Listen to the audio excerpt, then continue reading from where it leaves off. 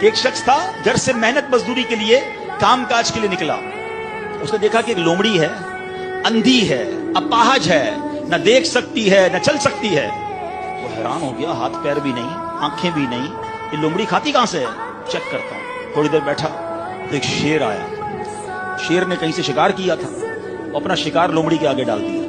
اندھی لومڑی, اس نے جو کھانا تھا کھایا, باقی شیر لے کے چلا گیا. اس نے کہا کمال ہے جناب, اپاہج لومڑی کو رب رزق دیتا ہے, تو مجھے کیا ضرورت ہے نوکری کرنے کی, مجھے کیا ضرورت ہے کام کاج کرنے کی. جا کے بیٹھ گیا مسجد میں, 3 دن ذکر کرتا رہا, عبادت کرتا رہا, ایک دانہ کھانے کو نہیں ملا. اللہ اللہ اللہ اللہ کر رہا ہے. اس کے بعد جب بھوک سے بے حال ہو گیا تو اللہ سے فریاد کی, یا اللہ مجھے کوئی رزق نہیں ملا.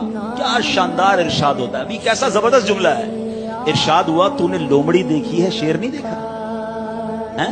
لومڑی کیوں بننا ہے, شیر بننا, اپنا رزق بھی کما اور دوسرے کو کھلانے والا بن جا.